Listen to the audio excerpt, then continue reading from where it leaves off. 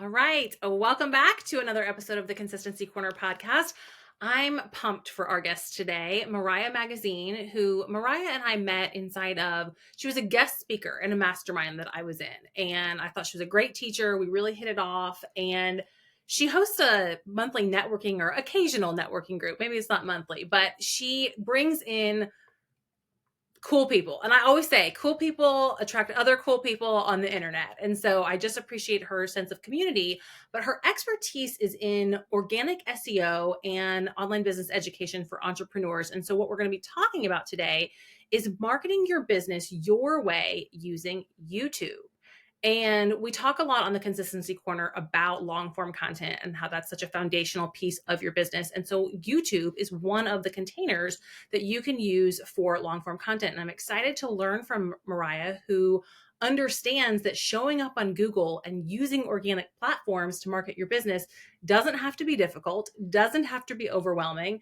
And with her 8+ years of experience as an entrepreneur in the marketing space and a successful YouTuber who is monetizing YouTube and making money off of her content, I'm sure she's going to share a lot of great tips with us. So Mariah, thank you for being here. Welcome to the show. What a lovely introduction. Thanks so much. And yeah, really quick, because I don't think we're going to bring this up throughout the episode, but maybe we will. If you guys are interested in learning more about the networking thing, it is bi-monthly. It's totally free for established business owners. So go ahead and check out the details of that. It's intentional networking. It's not transactional or corporate style, like I feel like most of the other networking stuff are. So mariahmagazine.com/networking, just to learn more about that. Because I love that community. And I feel like I really wanted to create it because that's what I was craving in the online space. But yeah, I'm excited to dive into like the organic stuff, like particularly around YouTube, because I feel like YouTube, also with Google, maybe I'm just like attracted to like the overwhelming platforms or like that people find overwhelming, but like YouTube is so easy for me. Yeah. And I think that's like why I really like it, is because I do my YouTube channel the way that I want to do my YouTube channel. Of course, I consider my target audience and what would be helpful and like things like that. But like, I don't listen to other YouTube strategists or other YouTubers about like how to grow a successful YouTube channel or anything. I kind of just jump into the weeds of it and like to figure it out myself, because that way I can like take it apart and put it back together in a way that makes sense for me. And then I'm aligned with it. And then that's when it feels easy. Yeah. So let's talk about that, being aligned with it and the importance of aligning content with your values, your brand, your, ideal client, what you want to do, what lights you up. So what has that looked like for your business, and how have you been able to maybe even like help clients do the same thing? Yeah. So I think it really comes to, and people don't want to hear, because like they want to hear about the strategy and the frameworks and we got to do the ROIs and the content calendars, and like never have I ever dove into my ROI nor created a content calendar. And to me, it's all about like, what the fuck do you want to say and how do you want to say it? That's the juice. And people are like, well, in order to create a successful business, I need to do X, Y, and Z and X, Y, and Z and all these other things. And it's like, yeah, but all of those other business owners aren't you. You have a magic sauce, like, and that magic sauce is you, like how you show up, how you see the world, your perspective, how you communicate, how you collaborate, how you bring across information, and how you connect with your people is so unique to you that literally what it comes down to is like reflection. It comes down to journaling. It comes down to like having conversations with people. And sometimes like I'm not so much of a journaler that I do it every day. Sometimes I only do it once a month. It really depends on like what's happening in my head. But what's really, really helpful for me is having business friends or having somebody that I can verbalize to rationalize with. So when I can go ahead and I'm like, I'm thinking about this, or I'm stuck in my head about that. And it's not that I'm looking for advice. It's that I'm looking to kind of notice how I'm saying things and what I'm saying to try to be able to understand the thoughts and the ideas that are in my head. And I'll notice, like, if I say something and I word vomit something, I'm like, wow, I noticed that my voice increased and you felt more passion behind what I was saying there. I'm going to go journal about that, or I'm going to marinate and contemplate about that, because that feels like there's like an energetic charge behind that. I want to explore that. That's something that like my energy is really, really geared up about. It's that. Yeah. That's what I do in order to find out like what I want more of. Or it's like, the other thing that I do is like after a week, I'll kind of sit back and kind of reflect to myself, like not in a journal, not with my planner or anything. It's kind of, I spend a lot of time in my head. And so I'm literally just like, okay, how was this week? You know what? I had a shit ton of calls, and you know what I'm really craving? I'm really craving space. Well, what do I want space for? Is it space to connect with people in person? You know, like my boyfriend and my friends and my family? Is it space to just be? I love like meditating is like one of the things that like I do pretty consistently. And so it's like, do I need space to just like be with myself? Do I need space to be creative that isn't in my business? Or do I need space to just sit with my business, or space to get into my own rabbit hole of business, think of new YouTube videos, think of new things? So it's like, I try to ask myself basically like, how do I want to nourish myself? And in what way do I need nourishment? And I feel like it's through these checkpoints with myself that I'm able to then kind of like switch gears kind of quickly, because I don't create a content calendar. I have tried that maybe in like the beginning of business, and it felt so limiting that like my energy then wasn't behind the content that I was creating. Therefore, it didn't land with anybody, because it didn't even land with me. So how is it going to land with anybody else? So I know that this process isn't for everybody, but like it's what I do. I reflect, truly. Yeah. That's so interesting that you talked about the secret sauce that like is you and your voice and how you see things and think about things. I'm reading 10x is better than 2x right now, which like literally 10 people told me to read, and I put it off, put it off. And so I'm reading it. I'm in a book club that's reading it. And there's this whole chapter about like your unique ability, and basically that your voice, your unique perspective, your experience is unique. You know, nobody else has it. And it's in the refinement and Truly. stripping away the things that don't matter, the things that don't light us up, the things that don't energize us, that you're better able to hone in on and refine that unique ability. So I love how you talked about like the reflection and what's lighting me up. I'm curious, are you into human design? Human design was probably one of the main tools that really allowed me to see myself in a different way, and it Mhm. actually was one of the tools that made me really like go all in on YouTube.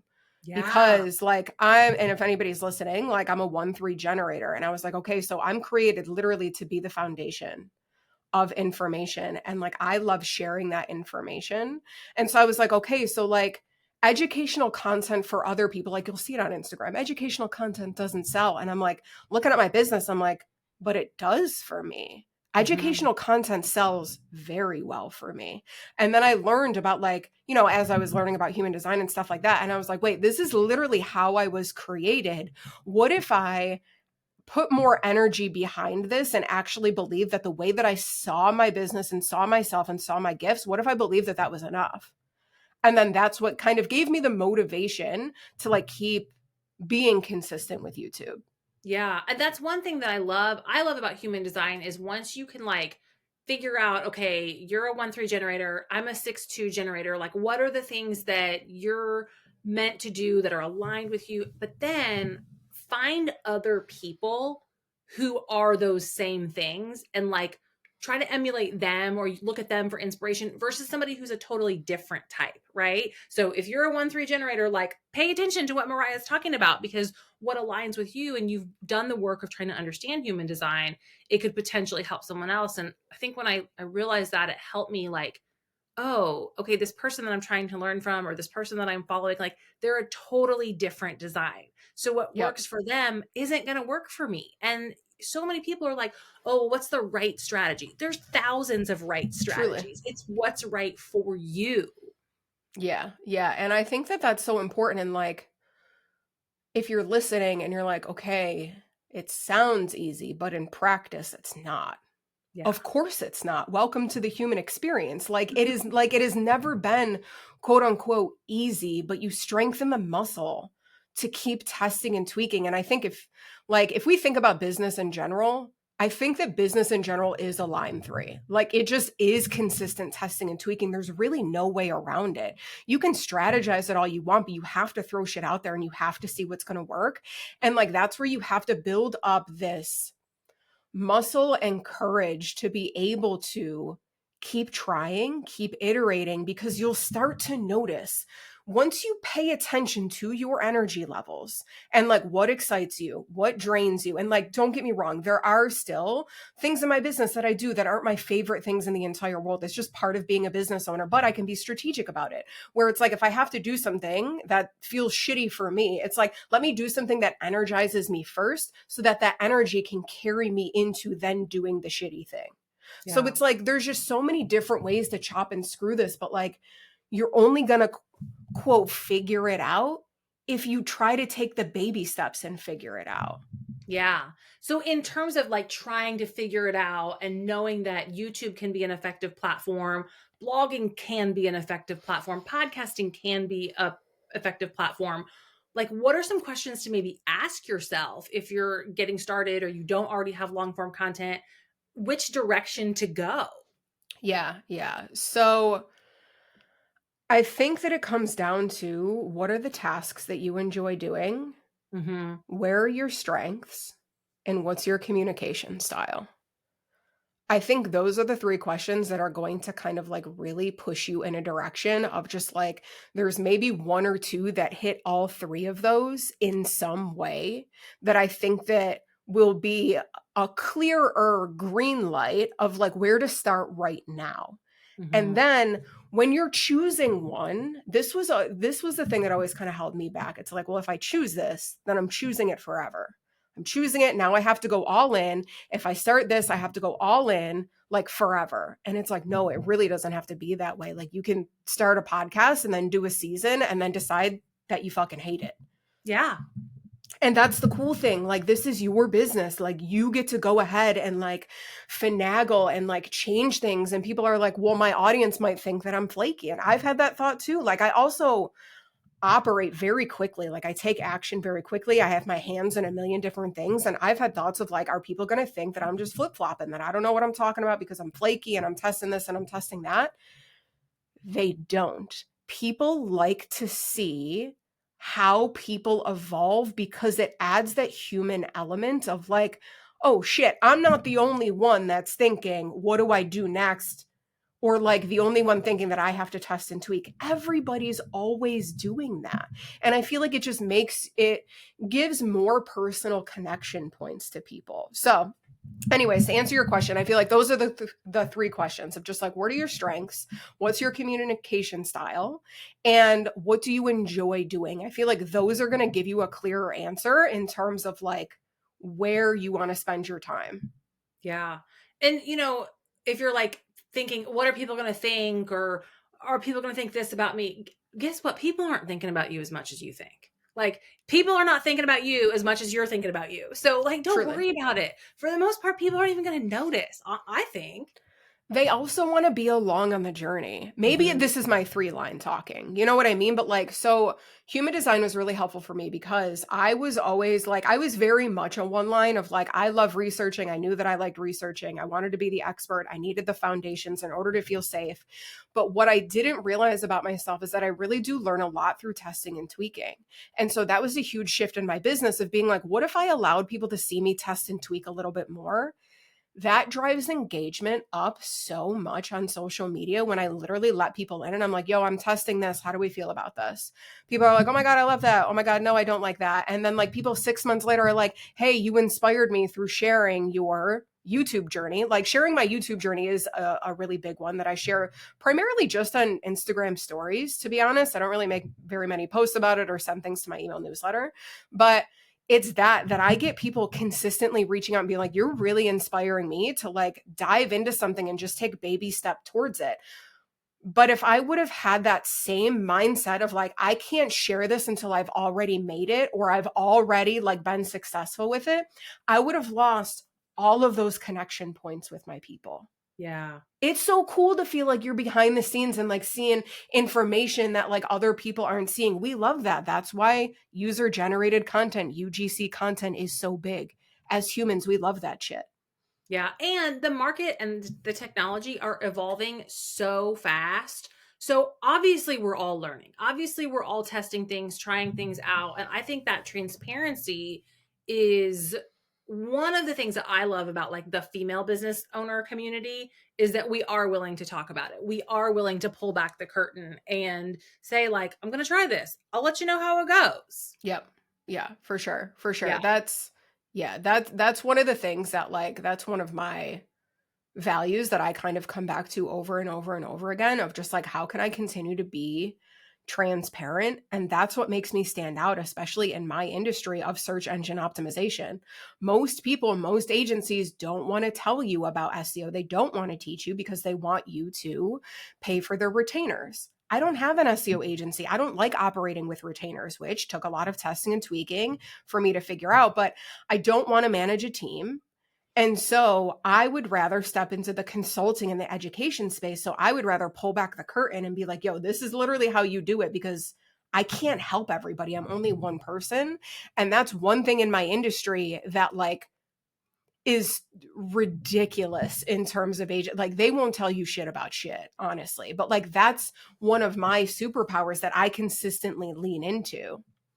Yeah. I mean, I would say if anybody is listening and is like, SEO makes me feel like my head is spinning or like they're speaking to me in Chinese or tax code, like check out Mariah's resources because you do a great job of breaking it down to like, Thank you. oh, this actually like makes sense. And I can understand this, but I agree. I've worked with agencies when I was in my corporate job that the SEO person would start talking and my eyes would just totally glaze over.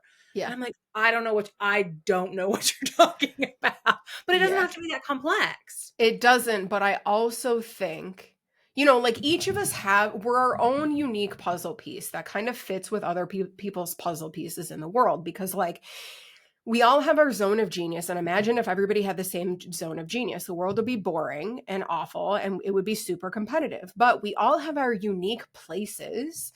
And I feel like that's mine. And like that's really what I've discovered and why I lean deeper into YouTube is because I enjoy educating. It literally fires me up. Like when I'm able to teach a workshop or to teach or even to hop on a podcast, like Q&As, my favorite thing. I could spend all day doing these things. And it's like, oh, I was starting to notice that. And I'm like, okay, well, on what platform can I do that the easiest? I Mhm. could create blog posts with it, but I have a blog and I started the blog when I first started my business, and it's fine. That's actually how I learned SEO.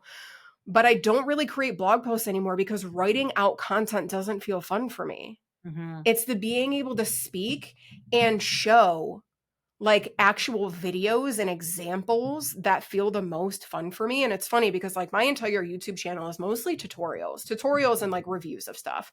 And I had so many people being like, you can't have a successful YouTube channel just doing tutorials, because people are going to search for a problem. They're going to find your video. You're going to solve that problem. And then why would they subscribe? Why would they watch another video? You've already solved their problem. And I was like, listen, I hear you.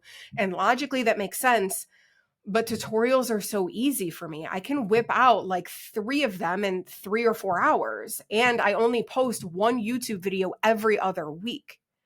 So that's also another thing, is like the cadence of things. People would say like you can't grow a successful YouTube channel if you're not going to post one video every single week or even 2 videos every single week. I've tried that. It burned me out. I can literally do it for 2 weeks straight. And then I'm like, I hate this, because YouTube isn't my only thing. I also have client projects. I also have a podcast, and I just started another business with my boyfriend. So it's like, I don't have the capacity. So really like YouTube and that content creation, I try to make it as easy as possible for myself, where it's like, if I was to create YouTube videos like other people on YouTube, where it's like talking head and like jump cuts and like all of these edits, I would be spending a shit ton of money on editing because I don't edit my videos. I hire that out.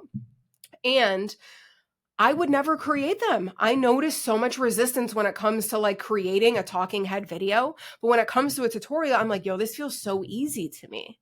So it's like, I wouldn't have figured that out though if I didn't take the time to allow myself to figure it out. Yeah. Well, the other thing you were talking about is a successful YouTube channel. I think one of the really important things for any long form content, or I mean, any content container in general, is asking yourself first, what is the job of this content container in my business, in my marketing funnel? What do I want it to do? And then you can clearly like define, what does success look like? So for you, what does success look like? What does a successful YouTube channel look like for you? What are the metrics you're looking at? It's so funny because when I first started my channel, I didn't consider that literally at all. I didn't really need it to drive any business or anything. I kind of I was reflecting and I was like, what do I want? And I was like, I feel like I learn things fairly quickly in the online space. The online space, it makes sense to me for some reason. I got into the industry doing website design and development, and then I followed like SEO and stuff like that. But like the online stuff, it makes sense to me. For other people, it doesn't make sense. And I have this gift of being able to explain it in a way that actually makes sense. And I enjoy doing that. And so what really motivated me to start was like, I just want to share the shit that's in my head. And I really just want to serve and help people. That's it. I was getting questions about random shit. And I was like, so easy. I'll just create a video for you. And so that's where my YouTube channel really started. And it was just that. It was literally just an outlet for me to feel like I was serving and I was helping people. And then that started into, I was getting more clients in my business, and I was having clients ask me the same questions over and over and over and over again. And I'm just like, holy shit, dude, I'm just going to create a YouTube video. So I ended up creating YouTube video tutorials that walk them through how to do the things that I needed them to do. And so it's like, my main motivation for the YouTube channel was to create content that was helpful for my clients. It wasn't to get new clients. It wasn't visibility at that time. It wasn't any of that stuff. It was really an internal need that I was like, let's just see what happens. And then my YouTube channel, so I was creating videos for probably a year and a half. And I was burnt out. Like I stopped creating any videos. I was like, I wasn't making any money. They weren't driving any clients. Like there was no, I was burnt out from it basically. And I was like, okay, I feel like people weren't really watching them and like whatever. So I took probably 2 years off of my YouTube channel. And then GA4, Google Analytics 4 came out. And I was having clients be like, Mariah, how do I set this stuff up? And I was like, I don't know yet. So I took the time, I took a couple hours, I ended up figuring it out, and I was looking on YouTube. Nobody had a how to set up GA4 tutorial in a way that actually made sense. Everybody's talking about Google Tag Manager. I was like, if I try to get my clients to set up Google Tag Manager, their eyes are going to fall out of their skull. Like, Yes. No way, dude. So I was like, how do I make this just easier? So I ended up figuring it out, testing it for a couple hours. And I was like, okay, I think I nailed it. So I created a video of how to set up GA4 without Google Tag Manager. That video took off. And I say took off where like it hit probably 40 or 50,000 views, which was huge for my channel. I had maybe 1,000 subscribers, maybe not. I had maybe like 700, something like that. That video took off at a rate that it allowed me to get monetized on YouTube. So that monetization, so monetize meaning that like YouTube will put ads on my videos and I get 55% of those ads. YouTube gets 45%. So you have to hit certain parameters here, and they change like, I don't know, every year just to keep people on their toes apparently. So I hit that monetization level and I was like, oh, I'm going to ride this shit out, dude. Like, I was not inspired to create YouTube videos at the time. I think I was still doing a little bit of website design. I wasn't clear on what I wanted to do with my business. Like I was just in a funk, and I was like, I'm going to ride this out. I started making around $200 to $300 a month from YouTube ads from one video. And then all of my other videos were now being seen. And now I'm making a little bit of money from those videos. And I was like, yo, I'm going to ride this shit out. Like, what? So I wrote it out for a couple months. And then as things do, I wasn't creating any videos to kind of keep that momentum going. So it started dipping. Then it dipped all the way down to probably like $5 a month. But I got a taste of the potential of what could happen if I create a video that enough people are searching for. So then that's what really kind of motivated me to be like, okay, what are the new questions that my people are asking? It really re-inspired me, honestly, to stay in SEO. I was going to try to become like an intuitive business coach and like go into like the coaching world. And I was like, yeah, but I always want to talk about SEO. I had business coaching clients. What do you think we talked about? I literally was like, bro, how do we get your shit on Google? I was consulting on SEO and I was like, Mariah, you're being silly. But I had this thought in my head of like, that can't be it. Like all of my gifts for SEO, it felt so flat. You know what I mean? I was just, so then I started questioning everything and I was just like, well, my entire like life purpose cannot be SEO. Come on. So that's, I got into a rabbit hole and whatever. And then I ended up, the YouTube videos taking off, all of this is happening at a similar time. And I had this perspective shift and I was like, wait a minute, what a gift. What a gift that I can break down SEO and I get to like, I feel excited to create YouTube videos now. And I'm creating content that's supporting business owners and getting their business found by those people that need it. What a gift that I'm able to help online business owners get more visibility on their business, because that's how we change the world. You can create a website, but how the fuck are we going to get eyeballs to it? How cool that I get to help people do that. It was that perspective shift that really motivated, and like the YouTube and seeing the potential and all of that I really just started doubling down. And I was like, you know what happens if I commit to creating one YouTube video every other week for a full year? I did that and I haven't stopped since. I think it's been almost 2 years now. And like, when it comes to looking at the success of my channel, you would look at my channel and you would be like, nah, it's like fine. Like I just hit 11,000 subscribers. Like it's nothing small. Like it's not super tiny, but like in the world of YouTube, it ain't shit, dude. Yeah. And so I'm like, okay. But then I look at how much money I'm making on YouTube ads. And a lot of people won't share this, but like, I don't really give a shit. So last month, what was it, March? I made $1,000 from YouTube ads with only having 11,000 subscribers on my channel. I ran my channel through some tool to like guess how much money I could be making based off of my views and basing off of my channel. It said $56 a month. Wow. I was like, I feel like I've cracked some code here. So I've been having conversations with like some of my business owner friends that also have YouTube channels, and everybody that said tutorials are shit. Tutorials for business owners, I think why I make money on like smaller numbers is because tutorials, people have to watch the entire way through. Yeah. And the audience is business owners. It's not consumers. Mm-hmm. Do you know what I mean? So the people putting ads in there are willing to spend more money to put ads to be in front of business owners versus being in front of consumers where they maybe have like less extra money to spend. Where us business owners, we're like, yo, you can sell me in anything if I feel like I need it. And so I feel like it's just like this interesting pocket that I found myself in that I didn't realize was even a thing. So very long-winded answer, but how I measure success is A, how excited am I to create these videos? Do they have dual purposes? Does it make sense that I can share these videos with my clients? Can I share them on Instagram? And like, a lot of YouTubers like clip their YouTube videos and like put them on Instagram for like content repurposing. I don't do that. It doesn't make sense for me for having tutorials. It's like what you get like 30 seconds of a tutorial, but I will share it on there because I'm solving people's problems. And it's still like, do I feel like I'm serving? And can I connect these YouTube videos to an SEO keyword? Because YouTube is the second largest search engine aside from Google. And my YouTube videos also show up in Google search. So I kind of play around with like asking those 3 questions, but like the success of my YouTube channel is essentially, do I still want to do this? Do I feel like I'm helping people solve problems?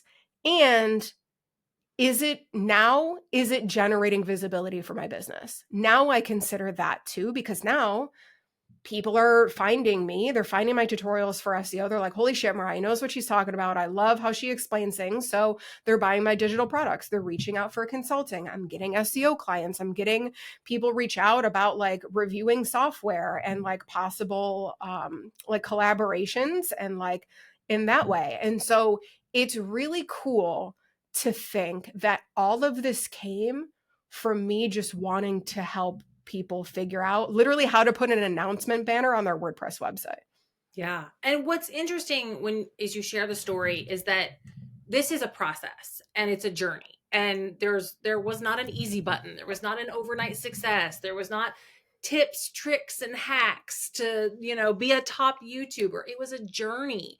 And I love that you use, do I want to do this as a measure of success? Because my gosh, we started our own businesses so that we could do what we want to do, right? Yes. Yeah, and I feel like so many we forget that because we get lost in the sauce of like, what's everybody else doing? How is this going to work? How is this going to be successful? If I Yeah. would have looked at YouTube that way, I'm only doing this YouTube because I want clients and I want to sell my digital products. I'd burn myself out because it's not deep enough. It's not a deep enough why to keep me motivated. But being able to answer people's questions and help people solve problems that feel easy to me, that's a deeper motivation for me. And it aligns with my joys, my strengths, and my communication style. But I will say, like, creating YouTube videos, I mean, I've gotten better. I would say, like, in the last 6 months, like, I've had my YouTube channel for almost like six or 7 years now.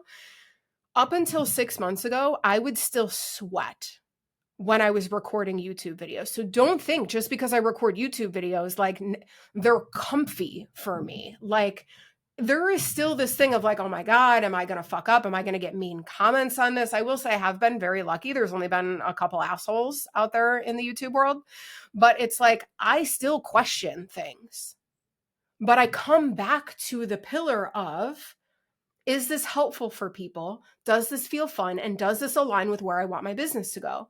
I want to be an educator. So if I want to be an educator, I have to educate.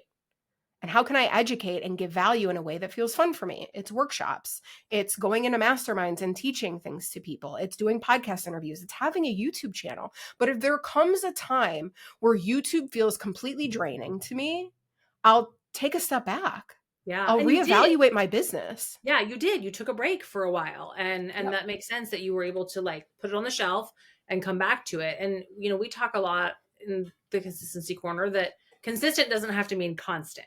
And so it didn't make sense for you to do that for a while and you took it off. And I love that you realize the intensity that you can maintain is a video every other week. Yes. And that's okay. Like we live in this world that's always like more, more, more. You have to post 7 times a week and show up on stories 18 times a day. Like, no, you don't. No, you don't. Right. Yeah.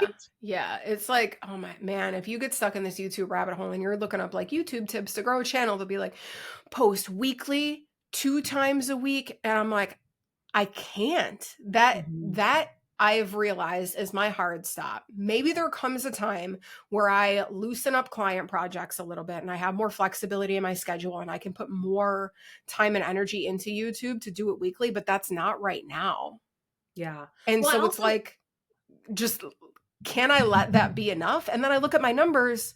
Of course it's enough. I'm yeah. making $1,000 literally just from like YouTube putting ads in there. And that's not including money that I'm making from affiliate income, from digital products, from getting clients from that. So it's like, if anybody's like, well, it's not worth it to only post every other week, literally look at my channel and use it as a case study, because to me, it's by all means worth it. Yeah. Yeah, for sure. And I love that you really started out with your content answering questions for clients. And this is something that I work with my clients a lot on, is that yes, we want content to attract. We want content to nurture. We want content to convert, but we also want content to retain. So we Yes. have got to be talking to our existing clients with our content. And so the fact that you're taking the questions that they're asking you and saying like, okay, let me make some content around that. That provides so much value, which helps you retain and create loyalty, but then is also going to attract more and nurture more of the right people. Truly. And I think the question here that comes down to it, because like it's also like, answer the questions for the people that you enjoy working with so that you can attract more people that you enjoy working with. Yes. Because like mine, I play in the realm of website platforms, right? So like the platforms that I usually mess around with is like Shopify, Squarespace, and WordPress. I have had clients where it's like, I'll do SEO on Wix. It's not my favorite platform. So I refuse to create YouTube content solving Wix problems. I don't want to be the Wix girl. Mm-hmm. So it's like having these blinders on in certain ways is really important too, because then otherwise you just end up creating content for everybody else and then it's not even making sense for your business either. Yes. And when you talk to everyone, no one listens. Yes. Yeah, for Yeah. sure.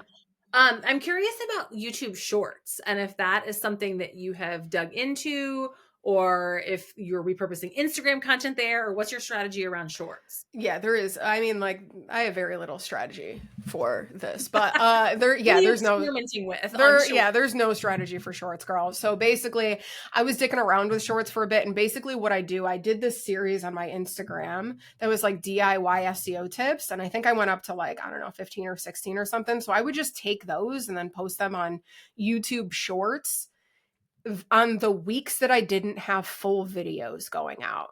Mm-hmm. I made 2 cents, 3 Yeah. cents, 4 cents from that. I'm not, and if you hear me in this podcast interview and you hear me answering questions, I'm not a short form bitch. Like, I like to spew. It's really hard for me to like get all of my foundational information and knowledge in my storytelling, which I really enjoy doing, in a very short clip. And it's funny because YouTube Shorts, people like, they show up when you search terms sometimes, but they're usually kind of like the TikTok feed. They show up to like God knows who.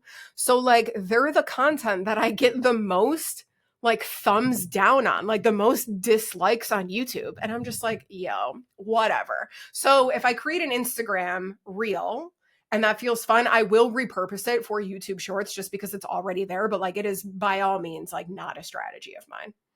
Yeah. And that's the thing that like I talk to clients about when we do an Instagram 9 grid is they'll be like, well, what about reels? Do I have to do reels? Well, do you want to do reels? If you don't, no, you don't have to. Same thing with stories. Do you want to do stories? Then no, you don't have to. Especially, and this I think makes a lot of sense for people who their primary platform is LinkedIn or their primary platform is Facebook. Like, we can have a presence on the other platforms that doesn't drain you. Yes. And I will say that like LinkedIn, I jump in and out of LinkedIn. I was like, I'm going to experiment with this. LinkedIn is going to be my new Instagram. I'm going to just start typing blah, blah, blah. I can't do it. I can't. It feels so stuffy, and I never worked in corporate. I don't have that experience, and being in that arena, it still feels a little corporate-y for me. I have made connections there, but they're not like the connections that I make with people on other platforms. Yeah. But I do, like, when I create my email newsletter content, like, I will a lot of the times, honestly, like copy and paste some of that stuff or like little tips over to LinkedIn. Or if I had like a fire Instagram post, like I'll go ahead and copy and clip some of that stuff for LinkedIn. But LinkedIn is very much like my repurposing platform. And then Facebook, LOL, that is like personal only. I was like, I need one platform where I can just scroll and like see my aunt's cat without like being sold something. Yes, for sure. For sure. The interesting thing about LinkedIn, my analogy is that Instagram is like shopping at Forever 21 and Express, and LinkedIn is like when you have graduated to shopping at Ann Taylor and Nordstrom. And like, they're both fine.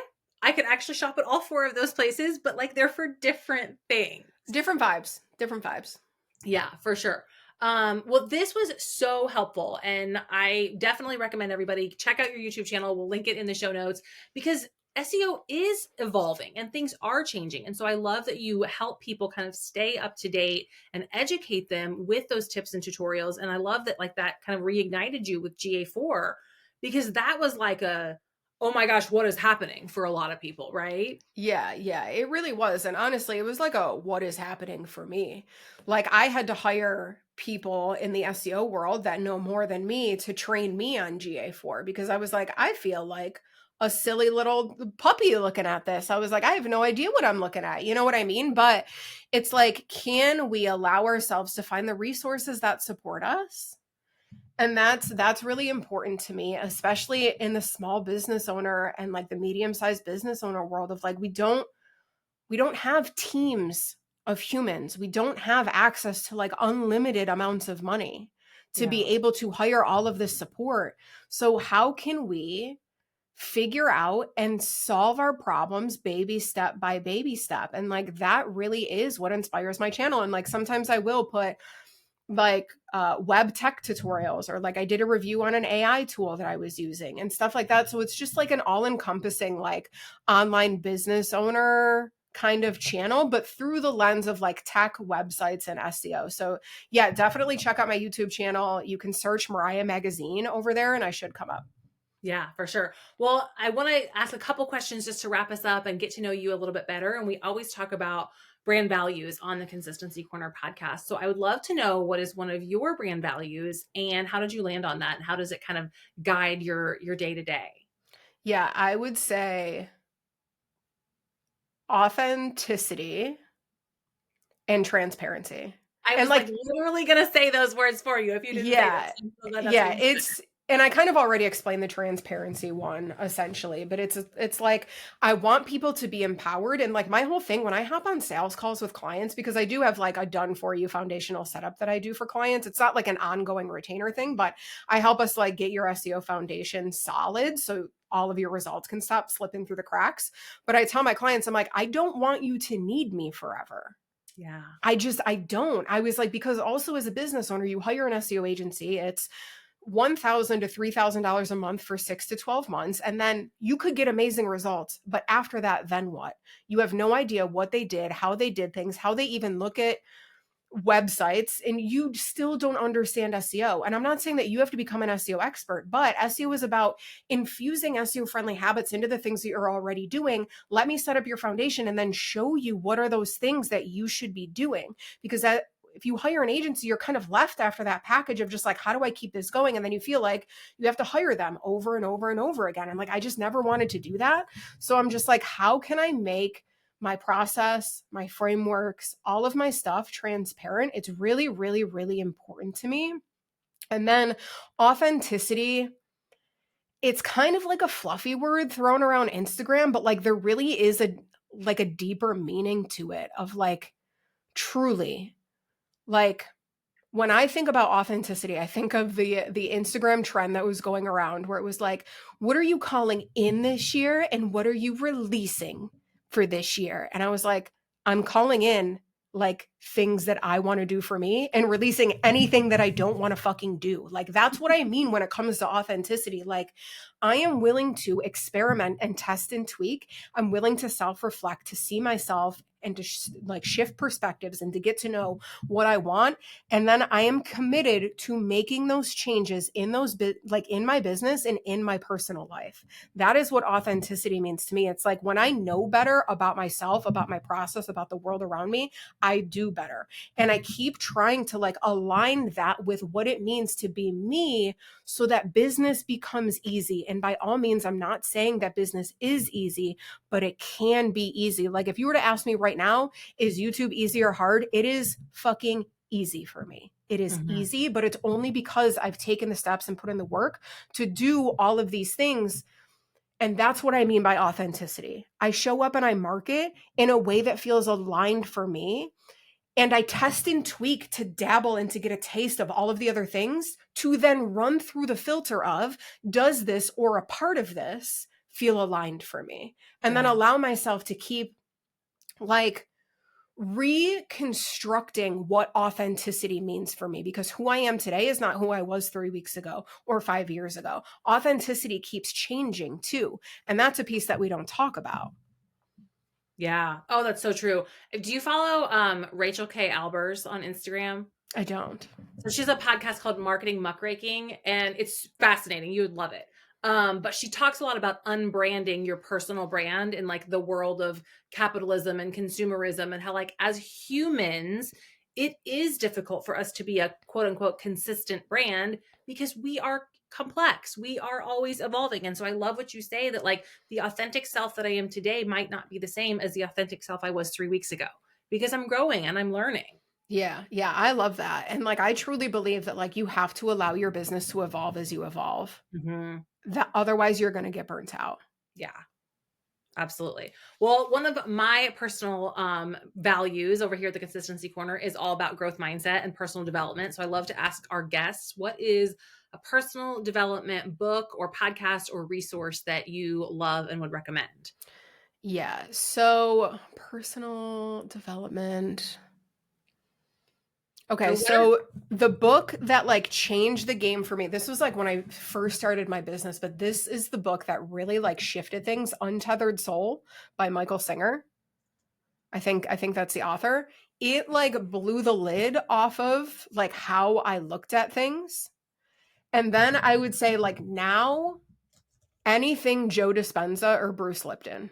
Like, Okay. I literally search podcasts where they're being interviewed and will listen to them on repeat because I love the way that they think about energy and like being a human and like the human body and performance and the brain and like growth, like anything that they talk about, I love. Yeah. What were some of your favorite resources when you started diving into human design? So, human design, so many. I literally like the research rabbit hole runs extremely deep. So, I can't really think of one off the top of my head. Like when I first started getting started, I found a random person from a Google search to do like a reading for me.